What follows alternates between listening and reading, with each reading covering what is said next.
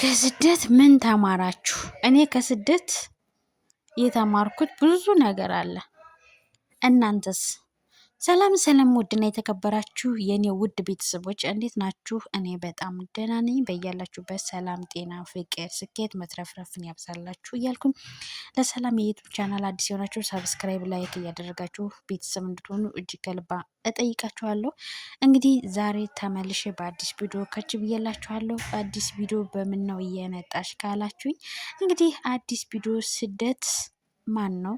ስደት ምንድን ነው? ከስደትስ ምን ተማራችሁ በሚል ነው የመጣሁት። እኔ ከስደት ብዙ ነገር ተምሬያለሁ፣ ብዙ ማለት ነው። ምክንያቱም ስደት አንደኛ እንዴት ከሀገር ወጥቶ መኖር እንደሚቻል፣ እንዴት ከሀገር ስንወጣ በምን አይነት መንገድ መውጣት እንዳለብን፣ ስደት ትልቅ ትምህርት ቤት ነው። ምክንያቱም ተሰደን ስንኖር ቋንቋ፣ የሰው ጸባይ፣ የራሴንም ጸባይ፣ የራሴን ማንነት በደንብ አድርጌ ተምሬበታለሁ። ለምሳሌ በሰው ሀገር ተሰደን መዳም ቤት ተቀጥረን ስንሰራ ቋንቋቸውን፣ ባህሪያቸውን፣ የሀገራቸውን አየር፣ የሀገራቸውን ሁኔታ፣ ምግባቸውን፣ ምን አይነት ምግብ ነው የሚበሉት፣ ምን አይነት ምግብ ነው የሚጠቀሙት፣ ያንን ምግብ እንዴት ነው የሚሰራው፣ ያንን ምግብ እያንዳንዱን ነገር ተምሬበታለሁ። ሁለተኛ ደግሞ ራሴን ስላችሁ ደግሞ ራሴን በደንብ አድርጌ ያየሁበት የተማርኩበት በቃ ራሴን የፈተሽኩበት ነው፣ ምን መሆን እንዳለብኝ። ስደት ስንመጣ ብዙ ነገሮችን አስበን አቅደን ነው የምንመጣው። አንዳንዴ እኛ ያሰብናቸው ሳይሆን የሚሆኑት እግዚአብሔር ያሰበው ነው የሚሆነው፣ በነገራችን ላይ ማለት ነው። ምክንያቱም ሰው ያሰበው ነገር ሆኖ አያውቅም። እኔ ያሰብኩት ከሆነማ ፈጣሪን ረሳሁታ። ፈጣሪን ማሰብ፣ ፈጣሪን ማስታወስ፣ ፈጣሪን መመርኮዝ አልችልም። እኔ የፈለግኩት ነገር ከሆነ እግዚአብሔር በእኔ ህይወት ምን ያደርጋል ማለት ነው። አንዳንዴ የፈለግናቸው ነገሮች ተብሎ የማይሳኩት እግዚአብሔር ምን ያህል ጠንካራ ናት፣ ምን ያህል ጀግና ናት፣ ምን ያህል እዚህ የበለጠ ብፈትናት እንዴት መውጣት ትችላለች፣ ታማራለች፣ ታመሰግናለች፣ በየትኛው ጎዳና ነው የምትሄደው፣ የትኛው መንገድ ትመርጣለች የሚለውን እየተረዳኝ ወይም ደግሞ እያስተማረኝ ነው። አንዳንዴ እኛ ማለት እኔ የፈለግኩት ሳይሆን ሲቀር ለምን እግዚአብሔር እኔን አይወደኝም? እግዚአብሔር እኮ ለእኔ አልፈቀደውም። እግዚአብሔር እኮ እኔ እኮ የድሃ ልጅ ስለሆንኩ ነው፣ እኔ እኮ እድለቢስ ስለሆንኩ ነው፣ እኔ እኮ እንደዚህ ደካማ ስለሆንኩ ነው፣ እኔ እኮ የሚለውን ነገር ነው የምናስብ። ግን እንደዛ አይደለም። እግዚአብሔር ጠይቀ ነው ወይም ደግሞ ለምነ ነው በሰዓቱ ያላደረገልኝ አንደኛ ለእኔ ስለማይጠቅም፣ ለእኔ የማይጠቅመኝን አይሰጠኝም። እግዚአብሔር ከእናት አባት በላይ ለእኔ ይጠነቀቅልኛል፣ ለእኔ ያስብልኛል፣ ለእኔ ይሳሳልኛል። የድንግል ማርያም ልጅ ሁላችሁም በምታምኑት የእምነት ደረጃ ሙስሊሞችም ሁኑ ምንም አምልኩ፣ ግን የሆነ ነገር ፈልጋችሁ በሰዓቱ ያልሆነው የእናንተ ስላልሆነ ነው። ለእናንተ የሆነውን እግዚአብሔር መቼ ማድረግ እንዳለበት ጠንቅቆ ያውቃል። እኔ ካሰብኩት ይልቅ እግዚአብሔር ከኔ በላይ ተጠንቅቆ፣ እግዚአብሔር ከኔ በላይ ተጨንቆ፣ እግዚአብሔር ከኔ በላይ አስቦ ምን እንደሚያስፈልገኝ ብዙ ነገሮችን ያደረገልኝ፣ ከብዙ ነገሮች ያወጣኝ የድንግል ማርያም ልጅ ነው። ይኸው ግን ሰው አይደለሁ፣ አስቸጋሪ ነኝ። ሰው አይደለሁ፣ ኃጢአተኛ ነኝ። ሰው አይደለሁ፣ እጠይቀዋለሁ። አሁን አድርጎልኝ እንኳን ያደረገልኝን ሳይሆን የማስታውሰው ቀዳዳውን እየፈለኩ ይሄ አልሞላም ነው የምለው፣ ይሄ ያልተደፈንም ነው የምለው፣ ይሄ ያልተስተካከልም ነው የምለው። ግን እኮ ካልሆነልኝ ይልቅ የሆነልኝ መዓት ነው። ከኔ የሚጠበቀው ማመስገን ብቻ ነው። ተመስገን ማለት ነው። ተኝቶ መንቃት ራሱ እኮ የእግዚአብሔር ቸርነት እንጂ የኔ መልካምነት፣ የኔ በጎነት፣ የኔ ጀግንነት አይደለም። የኃጢአቴ ብዛት ምናቴ በአይን ጭራ እንኳን አይደለም፣ በአይን ብሌኑ በአይን ጭራ የምታይ አይደለም። የኃጢአት ብዛት ግን እግዚአብሔር ኃጢአትን አይደለም የሚፈልገው። ልጅ ምን ያህል ትመረኮዘኛለች፣ ምን ያህል ትፈልገኛለች፣ መቼስ ወደ እኔ ትመጣለች። ያ ቀን እስኪመጣ ግን ይጠብቀኛል አምላኬ። ያቺ ቀን እስከምትመጣ አባቴ ይጠብቀኛል፣ ይጠነቀቅልኛል፣ ይሳሳልኛል። ለእኔ የሚሰጠኝ እሱ የፈቀደውን እንጂ እኔ የፈለግኩትን አይደለም። ደግሞም ደስተኛ ነኝ። እኔ ካልኩት በላይ እሱ ለእኔ ምን እንደሚያስፈልገኝ ከእናቴ ማህፀን በጸነሰኝ ጊዜ ያውቃል። እግዚአብሔር ከእናቴ ማህፀን እኔን ሲጸንሰኝ ምን ያስፈልጋታል ብሎ እያንዳንዱን ያውቃል። እያንዳንዱ የራሱ ዝርዝር ሀሳብ አለው። ስለዚህ የኔ ታሪክ የሚቀየርበት እኔም እንደ ሰዎች ወጥቼ የምመሰክርበት አንዲት ቀን አለች። ያቺ ቀን ደግሞ እግዚአብሔር ያውቃታል። እኔም እጠብቃለሁ። ያው ሰው ነኝ፣ ወጣት ነኝ፣ ስጋ ለባሽ ነኝ። ብዙ ነገር ይፈልጋሉ በሰዓቱ። ለምን በዚህ ሰዓት አልሆነም፣ ለምን እንደዚህ ልል እችላለሁ። ግን ደግሞ እግዚአብሔር የራሱ የሚሰጠኝ የሚባርከኝ የሚቀድሰኝ እኔንም በትልቅ ነገር ባርኮኝ ቀድሶኝ ለምስክርነት እንደምበቃ አይሆ በ100% እርግጠኛ ነኝ። ይሄ ሁሉም ማወቅ የቻልኩት ስደት ተሰድጄ ነው።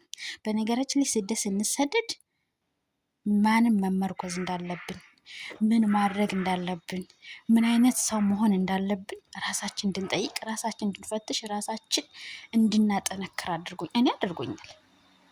በራሴ መተማመን የምችል ጠንካራ ሴት፣ ኮንፊደንስ ያላት ሴት እንደሆን አድርጎኛል። ምርኩዜ ክርስቶስ እንጂ ሰው እንዳልሆነ ጥንቅቅ አድርጌ እንዳውቅ አድርጎኛል። ምርኩዜ ወላዲት አምላክ እማምላክ እመብርሃን ስሟን ጠርቶ ያላፈሩ፣ እሷን ጠርተው ከስራታቸው የተፈቱ፣ እሷን ጠርተው ከስብራታቸው የዳኑ፣ እሷን ጠርተው የተዘጋባቸው የተከፈተላቸው፣ እሷን ጠርተው ያልተዋረዱ፣ እሷን ጠርተው ያላፈሩ እናቴ የአማኑኤል እናት እማምላክ ወላዲት አምላክ አለች።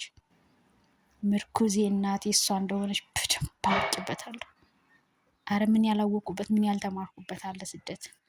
ስደት ለእኔ ትልቅ ዩኒቨርሲቲ ነው።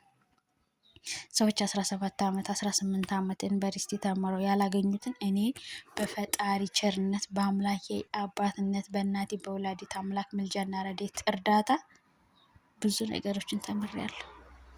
ብዙ ነገሮች ዋው በጣም ደስ የሚል እና ሚኒ ውዶች፣ ለቤት አዲስ የሆናችሁ ሰብስክራይብ ላይክ እያደረጋችሁ ቤተሰብ ሁኑ። ሰላም መንግስቱ የሚለውን የዩቱብ ቻናል ሰብስክራይብ እያደረጋችሁ ቤተሰብ ሁኑ። ቡዶች፣ ፍቅሮች፣ ማሮች እኔም አንዲት ኢትዮጵያዊ እህታችሁ ነኝ። እኔም ለውጥን ስኬትን እፈልጋለሁ።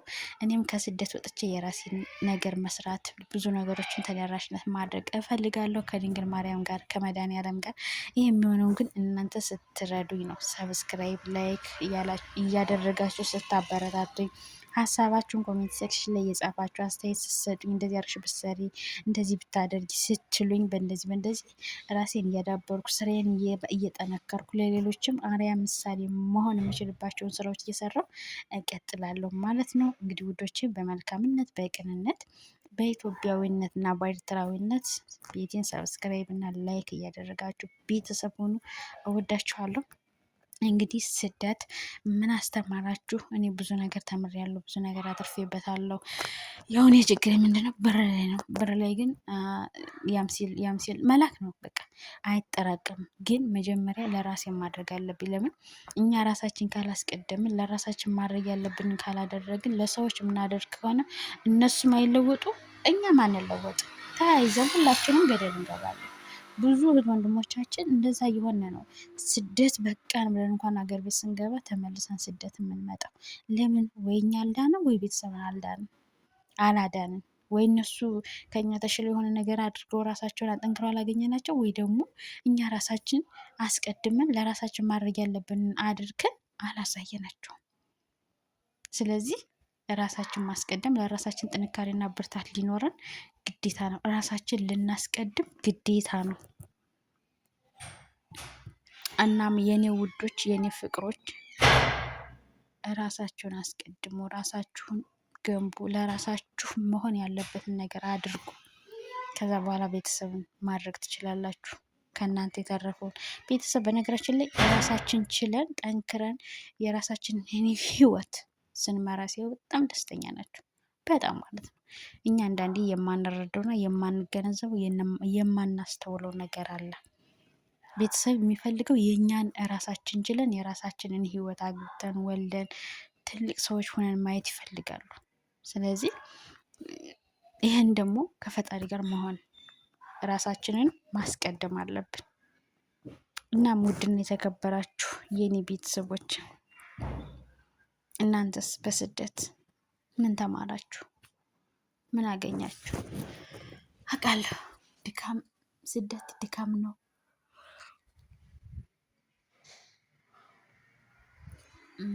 የእውነት ይደክማል፣ ይሰለቻል። የሆነ የራሳችሁ የሆነ የምትፈልጉት ነገር አለ። እኔ አሁን የራሴ የሆነ የምፈልገው ነገር አለ፣ ግን ያ ነገር የራሱ ምን አለው? ዋጋ አለው። በራሱ ዋጋ ያስከፍላል። በራሱ ያ ነገር እንዲሆን እንዲሳካ የሚፈለግበት መንገድ አለ ማለት። እኔ አሁን ይሄ ነገር ቢሆንልኝ፣ ይሄን ነገር እንደዚህ ባደርግ፣ እንደዚህ ይሄን አድርጌ መሆን የሚችለው እግዚአብሔር አብሮ ሲፈቅድና ሲረዳ ነው። ናም ኦኬ። እና ሞዶቼ፣ ፍቅሮቼ፣ ማሮቼ አመሰግናለሁ እስከዚህ ሰዓት አብራችሁኝ ስለነበራችሁ። በያላችሁበት ሰላማችሁ ይብዛልኝ። ስደት ላይ ምን ተማራችሁ? ምን አገኛችሁ? ምን አተረፋችሁ? እየገባችሁ ኮሜንት ሴክሽን ላይ ሀሳብ አስተያየታችሁን ጻፉልኝ። እንግዲህ በሌላ ቪዲዮ ተመልሼ እስከምመጣ በያላችሁበት ሰላማችሁ ይብዛ። ወዳችኋለሁ፣ አከብራችኋለሁ። ባይ ባይ።